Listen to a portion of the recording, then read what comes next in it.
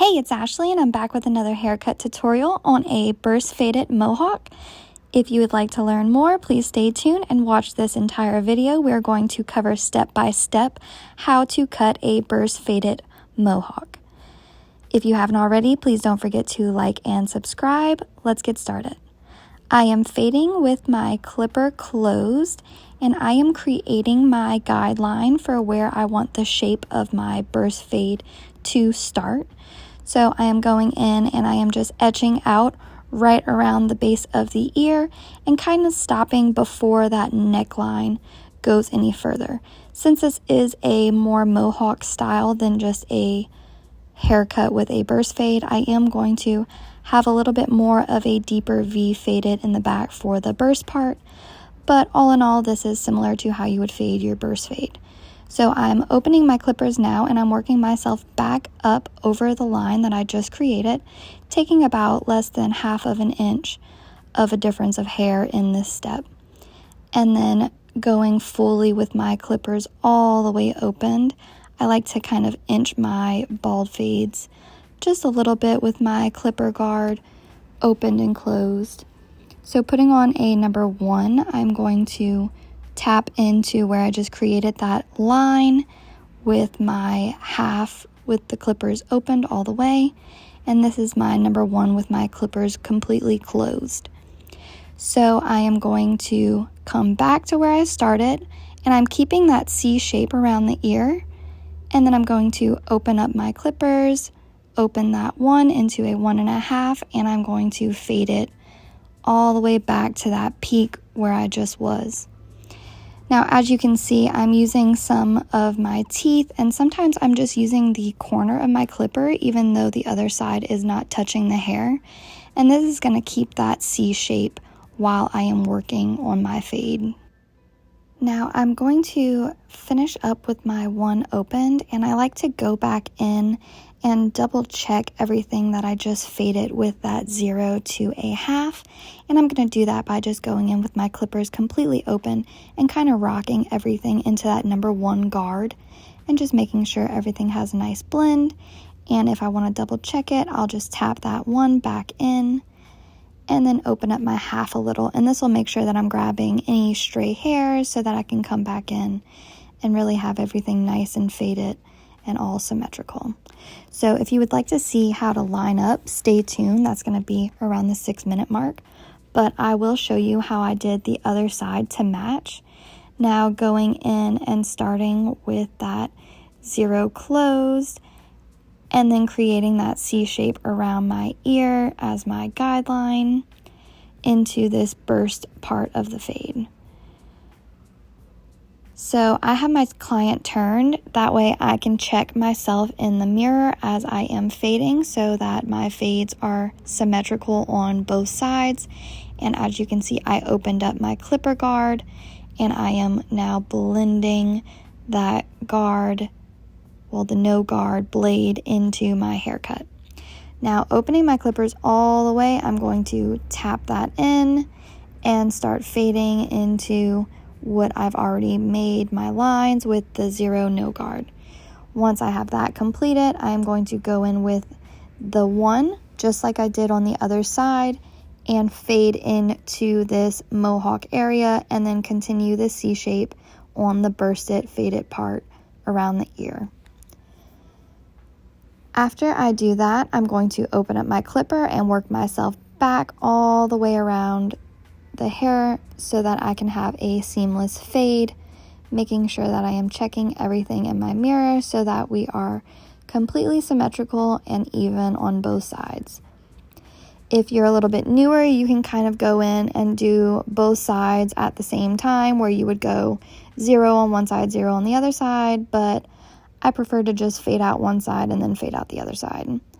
So here I am lining up my client. I am keeping the V shape of his mohawk and just cleaning up any baby hairs on the neckline, making sure that this is nice and detailed into that bald faded part, and then cleaning up any vellus hairs that are left over. My client is still a little bit younger, so his neck hairs are very soft. And then same thing for around the ear. I am just pulling the ear out of my way using the edge of my trimmers and cleaning everything up. So for this, his peak of the hairline is a little bit longer, so I'm going to kind of pull it out, clean up anything that's strayed away with my comb, and then go in and start creating that C shape. And then I'm going to finish it by evening up that sideburn with the hairline. And then just when I'm pulling away, I'm making sure I'm cleaning up any of those loose hairs kind of in that hairline area. Now going in with my shaver, I'm just going to hit the areas that I used with my trimmers, making sure that they're really nice and down to the skin. Now I'm going to go ahead and blend what I have left in this haircut with my clipper over comb. Remember that your comb is always a number 1 guard on the thicker side and a half guard on the thinner side. So you can really blend anything out from a half to a 1 with your clipper over comb or shear over comb. I tend to do shear over comb often in my videos. If you don't know too much about that, go ahead and check them out. And don't forget to like and subscribe. But in this video, I am using my clipper over comb technique to blend everything in. So as you can see, I am going in with my comb and I am pulling everything out into that 1 guard. And I am just cutting off anything that is not falling in a symmetrical area with it. So I do tilt out my comb just a little bit. And this is more of an advanced cut and an advanced technique. So I am just using the angle of what I've already cut and I'm continuing to blend that tail of this mohawk in. And then I am just going around this corner or this like kind of curve and blending this on an angle. And as you can see, when I get to that tip of the curve, it's kind of a little bit thinner to blend. And then I'm just going to check everything parallel to what I've already cut. And that is how I'm going to clipper over comb into that mohawk. And then doing the same thing on the other side, I'm going to go ahead and clean off my client, making sure everything looks good before I cut the top of his hair. So I am going to do all shears on top.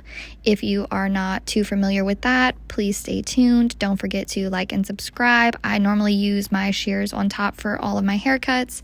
So starting with a wet base, I'm going to spray my client down, making sure everything's pretty wet, but not soaking so it's dripping everywhere. But I definitely want from root to end.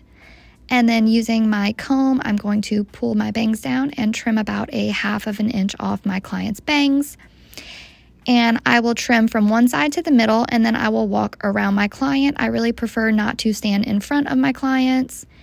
I find it's just slightly unprofessional. So I will go and then from that middle, I will use my comb as a good guide and I will cut everything to the same length. So it can be a rough draft. Your haircut doesn't have to be perfect the first time you cut the bangs. I use it as a rough draft. I like to step back, double check everything in the mirror and make sure that my bangs are even. And then I'll even come back and point cut. But for this, I'm going to pull at what I just cut with the bangs and point cut everything to that similar length. But I do want some texture in this mohawk. It is a fun haircut, so we definitely don't want everything clean cut and straight. So I'm just going in and point cutting everything into the back of this haircut and matching it up to that cowlick he has in his back area. So as you can see, I am making sure everything meets, and you can tell that there was a little bit more hair that shouldn't have been here in this back area of the mohawk. So I'm going to go ahead and clean that up so it's more symmetrical for the haircut. And you can see I'm just evening everything from that mohawk section and pulling up parallel so that I can cut everything to the same length on top. And then I use that guide and work my way around his cowlick. So doing the same thing, I'm pulling everything up and I am going in and trimming everything to length with my mohawk section that I've previously point cut it. I'm going to point cut all of this as well. And once I start getting towards the back, it kind of just depends on where I am, if I'm going to point cut or just slice cut. So I'm going to do the exact same thing on the other side of his haircut. I'm going to match everything to that middle mohawk section that I created off of my guidelines, which were created from the bangs that I created when I trimmed them a 1/2 inch.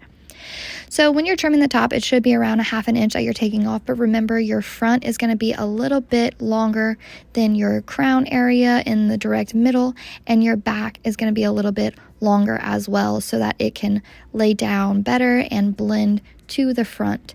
Everything on the head is not perfectly symmetrical, so we have to create the illusion that it is.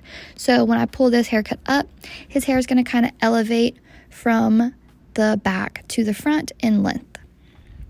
And now I'm double checking everything in my mirror. I'm making sure that it's okay with my client.